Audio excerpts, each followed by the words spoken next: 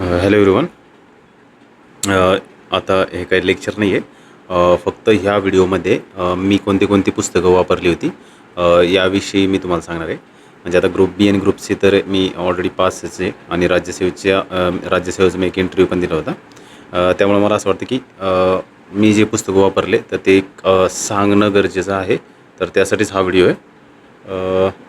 ठीक आहे, माझं इंट्रोडक्शन करून देतो मी परत एकदा. मी टेट एक्झाम क्रॅक केली होती, शिक्षक भरतीची एक्झाम. त्यानंतर मी 23ची तलाठी एक्झाम क्रॅक केली होती आणि मी ज्या जिल्ह्यामध्ये फॉर्म भरला होता त्या जिल्ह्यामध्ये मी सेकंड आलो होतो. त्यानंतर मी ASO आणि STI दोन्ही पण क्रॅक केलं 2023मध्ये. त्यासोबतच 23चा मी जो PSIचा कट ऑफ आहे तर तो सुद्धा क्रॅक केला होता. म्हणजे मी इंटरव्ह्यू किंवा ग्राउंड वगैरे दिलेलं नाही आहे, परंतु इंटरव्ह्यूचे मार्क ॲड झाल्यानंतर जेवढे मार्क झाले त्याच्यापेक्षा सुद्धा काय मला जास्त ऑलरेडी मार्क होते. म्हणजे मी इंटरव्ह्यू 0 मार्क घेतला असता तरीसुद्धा माझं PSI म्हणून सिलेक्शन झालं असतं. त्यानंतर मी परत एकदा 24मध्ये STIचा कट ऑफ क्रॅक केला होता आणि त्यासोबतच PSI मेन्सचा सुद्धा क्रॅक केला होता. मी इथं लिहिलेलं नाही मी ते. PSI मेन्स 2024 म्हणजे 23चा आणि 24चा दोन्ही पण कट ऑफ मी क्रॅक केले होते. आणि आता एक रिसेंटली जी राज्यसेवा झाली होती तर त्या राज्यसेवेमध्ये माझी 0.5 मार्कांनी काय झाली होती, म्हणजे पोस्ट हुकली होती. मी इंटरव्ह्यू दिला होता परंतु इंटरव्ह्यूमध्ये मला कमी मार्क मिळाले होते आणि मी काय केलं होतं की 3 वेळा मुख्य परीक्षा दिली होती. ठीक आहे, माझं इंट्रोडक्शन झालं आहे. आता आपण डायरेक्ट काय करू, जास्त वेळ वाया न घालता मी तुम्हाला बुक लिस्ट सांगतो. मी कोणते कोणते वापरले होते तर मग मी त्याविषयी सांगतो आता फक्त.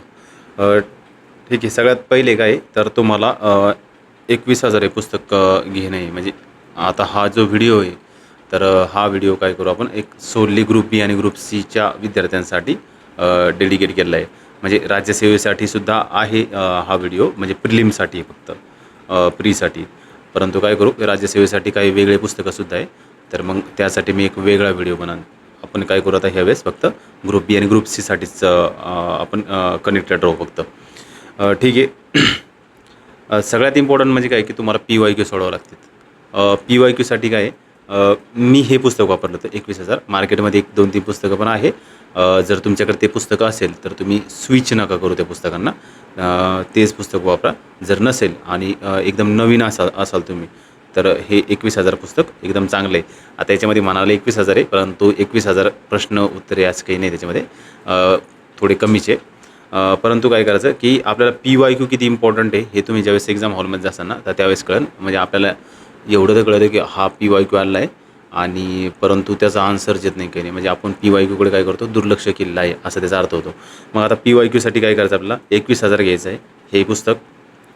त्यानंतर आणि इतिहासासाठी कोणते कोणते पुस्तक आहे तर महाराष्ट्राच्या इतिहासासाठी का मी काय केलं होतं की क्लास नोट्स केल्या होत्या आणि त्याच्या व्यतिरिक्त हे पुस्तक केलं होतं. जर तुमच्याकडे इतिहासासाठी तुमच्याकडे मटेरियल जर वेगळं असेल तर मी सांगतो तुम्हाला की तुम्ही त्या मटेरियलला चेंज करू नका.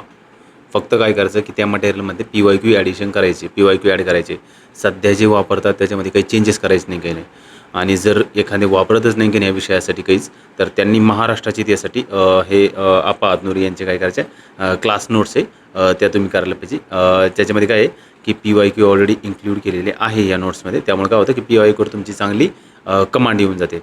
आणि भारताचा इतिहास जर विषय जर केला, भारताच्या इतिहासासाठी तुम्ही समाधान महाजन यांचं हे पुस्तक करू शकता. भाग 1चं भाग 1 करायचं आहे. भाग 2साठी काय महाराष्ट्राचा इतिहास आहे, त्यासाठी ऑलरेडी आपण काय करतो हे पुस्तक करू राहिलो, त्याच्यामुळे भाग 2 घ्यायची गरज नाही काही नाही. मी जे पुस्तक वाचलं होतं भारताच्या इतिहासासाठी तर समाधान महाजन सरांचं एक मेन्ससाठी एक वेगळं पुस्तक होतं. ज्यावेळेस जुनी राज्यसेवा मेन्स होती, राज्यसेवा, तर त्यासाठी समाधान महाजन सरांचं एक वेगळं पुस्तक होतं.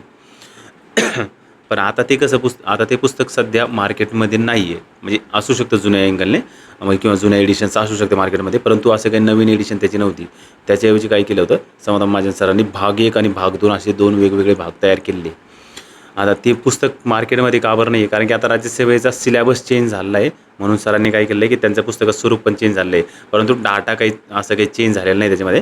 त्यामुळे तुम्ही भारताच्या इतिहासासाठी मी हे जरी पुस्तक वाचलं नसलं तरीसुद्धा मी महाजन सरांचं पुस्तक वाचलेलं आहे, म्हणून मी तुम्हाला हे पुस्तक रेकमेंड करतो. कारण की हा डाटा आणि मी वाचलेला डाटा दोन्हीसुद्धा सेम आहे. फक्त त्यांच्या जागा वेगवेगळ्या असू शकतात, म्हणजे टॉपिक वेगळे असू शकतात, परंतु डाटा काय आहे की बऱ्यापैकी सेमच आहे. त्यामुळे भारताच्या भूगोल इतिहासासाठी तुम्ही हे पुस्तक वाचा आणि महाराष्ट्र इतिहासासाठी काय आप्पा हातनुरे सरांचे नोट्स सुद्धा कामं येऊ शकतात. आणि जास्त डाटा नका करू. 2 पुस्तक करायचे, भारतासाठी एक करायचा आणि महाराष्ट्रासाठी एक करायचं. असं नका करू तुम्ही महाराष्ट्रासाठी 2 पुस्तक वाचता, तसं बिलकुल नका करू. एकच पुस्तक तुम्ही कंटिन्यू करा त्यासाठी. याच्यासाठी एक म्हणजे भारताच्या इतिहासासाठी आणि महाराष्ट्राच्या इतिहासासाठी का एक करायचं. त्यानंतर भूगोलसाठी 2 वेगवेगळे आणलेले, त्यापैकी तुम्ही कोणतेही वापरू शकता. आता फॉर एक्झाम्पल दीपस्तंभ जे प्रकाशन आहे, तर त्याचं भारताचं महाराष्ट्राचं दोन्हीसुद्धा भूगोल आहे, तर तुम्ही ते वाचू शकता. याच्यामध्ये काय यांची खासियत काय आहे की याच्यामध्ये मॅपिंग चांगली आहे बघा. मॅपिंग किंवा मॅप्स चांगले दिलेले ह्या पुस्तकामध्ये, दोन्ही पुस्तकामध्ये. म्हणजे तुम्हाला एक प्रकारे व्हिज्युअल ट्रीट भेटेल. म्हणजे तुम्हाला जर मॅप जर चांगले बघायचे असेल तर तुम्ही काय करू शकतात, हे 2 पुस्तकं घेऊ शकतात. आणि त्यासोबतच काय करायला का माहिती का, एक ॲटलास आहे बघा. मग ॲटलास तुम्ही सौदी सरांचा सुद्धा घेऊ शकतात किंवा मग ऑक्सफोर्डचा पण घेऊ शकतात. मी ऑक्सफोर्डचा घेतला होता. आता त्याचा फोटो मी याच्यात इन्क्लूड केलेला नाही आहे, परंतु मी लिहून देतो तुम्हाला. एक ऑक्सफोर्डचा ॲटलास आहे महाराष्ट्राचा भारताचा. तो मराठीमधून आहे, तर मराठीवाला घेऊन टाका तुम्ही. तो एक तुम्हाला कामं येऊ शकतो.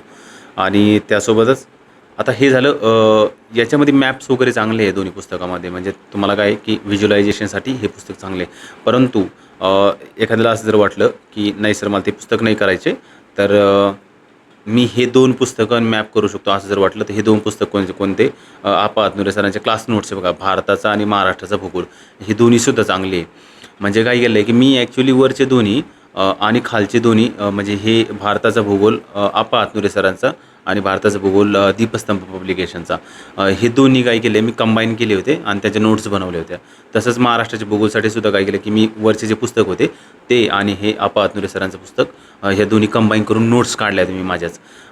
तर शक्यतो मी काय करेन मी तुम्हाला सजेस्ट नाही करणार की तुम्ही दोन्ही पुस्तक वाचा. तुम्ही काय करू शकता की महाराष्ट्रासाठी कोणतंही एकच पुस्तक घ्या आणि भारतासाठी कोणतंही एकच पुस्तक घ्या. मग त्या नोट्स असो किंवा मग ते पुस्तक असो, त्यापैकी एकच घ्यायचं. आणि जर का तुम्ही क्लास केलेला असेल कोणाचा, तर फक्त आणि फक्त त्या क्लास नोट्सला स्टिक करून राहा आणि त्याच्यामध्ये PYQची ॲडिशन करा. म्हणजे काय की तुम्ही शक्यतो चेंज नका करू पुस्तकं. आता हे झाले महाराष्ट्राचे भारताचे, त्यापैकी कोणते तुम्ही 2 घेऊ शकता वरच्या 4 पुस्तकापैकी. ठीक आहे. आता इकॉनॉमिक्ससाठी का मी कोळंबे सरांचं इकॉनॉमिक्स जास्त वाचलेलं नाही आहे. माझं बेस पुस्तक हे होतं आपलं दीपस्तंभ पब्लिकेशनचं, किरण देसले सरांचं पुस्तक. हे थोडं फेमस पुस्तक आहे. हे राज्यसेवेसाठी करत होतो मी. हे माझं बेस पुस्तक होतं. आणि मी काय केलं होतं की जुनी GST होती त्यावेळेस इकॉनॉमिक्सला 55 क्वेश्चन येत होते. तर मग इकॉनॉमिक्सचं वेटेज जास्त होतं मेन्सला. मग त्यावेळेस काय केलं होतं मी मेन्समध्ये देसले सरांच्या पुस्तकाला बेस मानलं आणि त्यासोबतच मी कोळंबे सरांचं पुस्तक घेतलं होतं आणि त्यातून काही वेगवेगळे टॉपिक तयार केले होते. परंतु आता मेन्स जर बघितलं तर मेन्सचं थोडं अँगल चेंज झालेलं आहे. त्यामुळे का प्रिलिमच्या अँगलने जर विचार जर केला तर तुम्ही ह्या दोन्हीपैकी कोणतंही एकच पुस्तक घ्या. दोन्हीसुद्धा पुस्तकं चांगले आहे, कोणतंही एकच घ्या. मी बेस म्हणून देसले सरांचं पुस्तक वापरलेलं आहे, म्हणून मी तुम्हाला हे पुस्तक देसले सरांचं पुस्तक रेकमेंड करेन.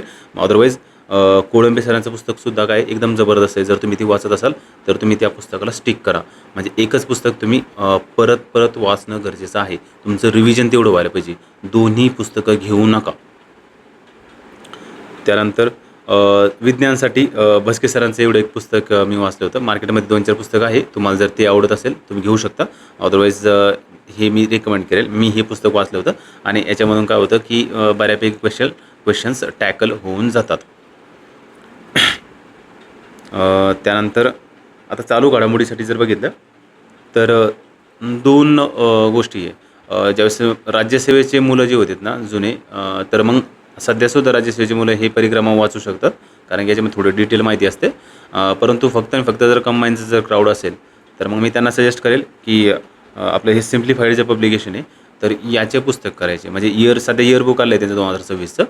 मग तुम्ही इयरबुक करू शकता आणि त्यासोबत ज्यांचे काय त्रैमासिक निघत असतात सिम्प्लिफाईडचे, तर तुम्ही सिम्प्लिफाईड करा.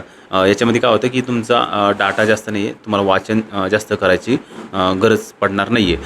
म्हणजे याच्यामध्ये डाटा आहे बऱ्यापैकी, परंतु तुम्ही जर ह्या मासिकासोबत कम्पेअर जर केलं पृथ्वीच्या, तर याच्या कंपॅरेटिव्ह डाटा कसं आहे की कमी आहे आपल्या इयरबुकमध्ये किंवा मग सिम्प्लिफाईडमध्ये. मग तुम्ही सिम्प्लिफाईड घेऊ शकता. आणि जर कोणी पृथ्वी मासिक वाचत असेल तर त्यांनी ते मासिक कंटिन्यू म्हणजे ते वाचलं तरी चालते किंवा त्यासोबतच तुम्ही कंटिन्यू राहा. आता पॉलिटीसाठी मी लक्ष्मीकांत सरांचं पुस्तक वाचलं होतं. मी रंजन कोळंबे सरांचं पुस्तक मी वाचलेलंच नाही ॲक्च्युली, मी बघितलं पण नाही ते.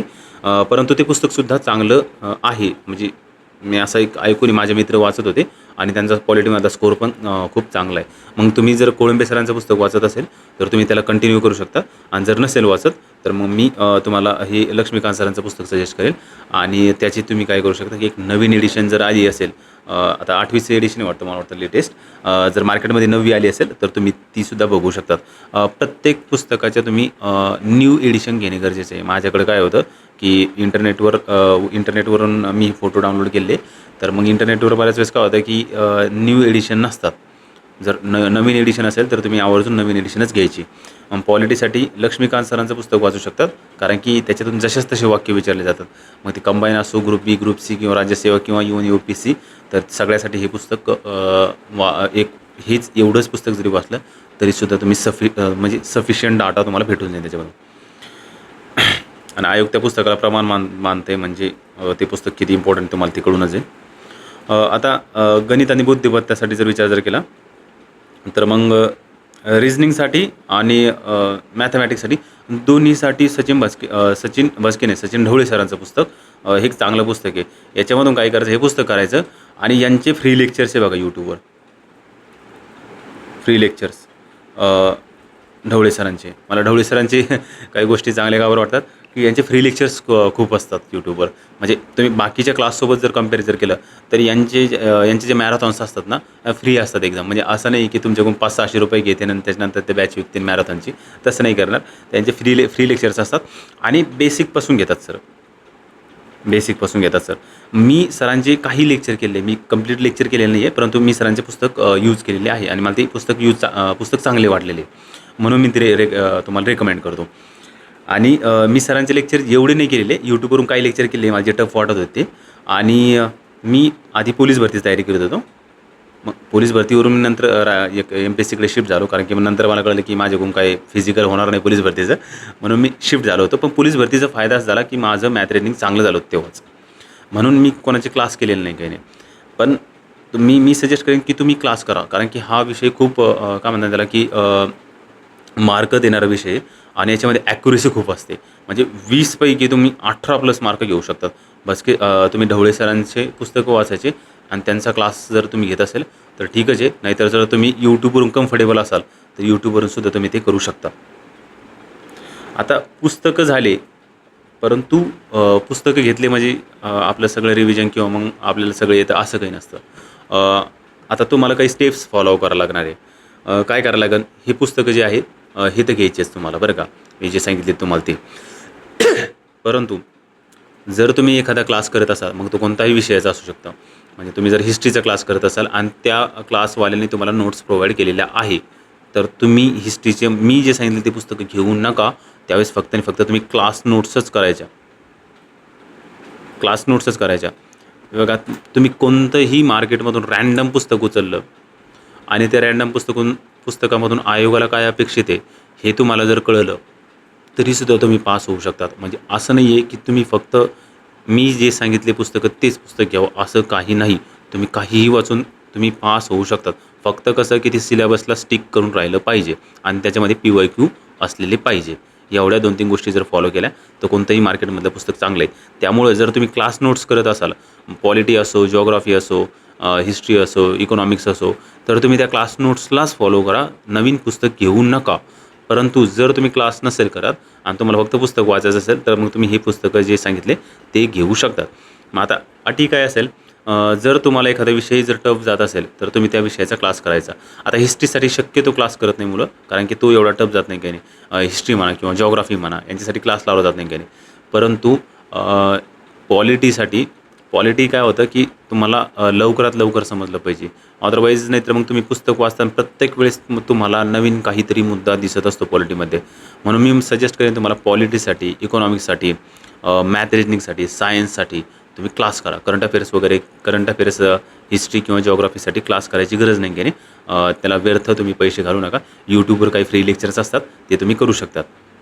आता तुम्ही क्लास करायचा, आवश्यक विषयाचा क्लास करायचा. तुम्हाला जो विषय म्हणजे गरजेचा आहे, तुम्हाला वाटतं की हा माझा विषय चांगला नाही आहे, तर तुम्ही त्या विषयाचा क्लास करायचा. ज्यांचं सायन्स बॅकग्राऊंड आहे ना, त्यांनी सायन्सचा क्लास नाही केला तरीसुद्धा चालेल बरं का. परंतु ज्यांचं सायन्स बॅकग्राऊंड नाही आहे, आर्ट आहे, मग त्यांनी क्लास करणे गरजेचं आहे. किंवा इंजिनिअरिंग बॅकग्राऊंड आहे, त्यांनीसुद्धा क्लास करणं गरजेचं आहे. कारण की काय होतं की ते जे सर आहे त्यांनी जेवढा वेळ घातलेला आहे PYQमध्ये किंवा पुस्तक वाचण्यामध्ये, त्यांचं जेवढं रिव्हिजन आहे ते तुम्हाला डायरेक्टली फ्री ऑफ कॉस्ट नाही, ॲक्च्युली पैसे घेतात ते. पण ते तुम्हाला काय होतं डायरेक्टली तुम्हाला तुमच्या ताटामध्ये आणून देतात. फक्त तुम्हाला ते फीड म्हणजे खाण्याचं किंवा फीड करण्याचं काम तुमचं स्वतःचं आहे. तुम्ही क्लास करायचा, त्यानंतर करायचा टॉपिक.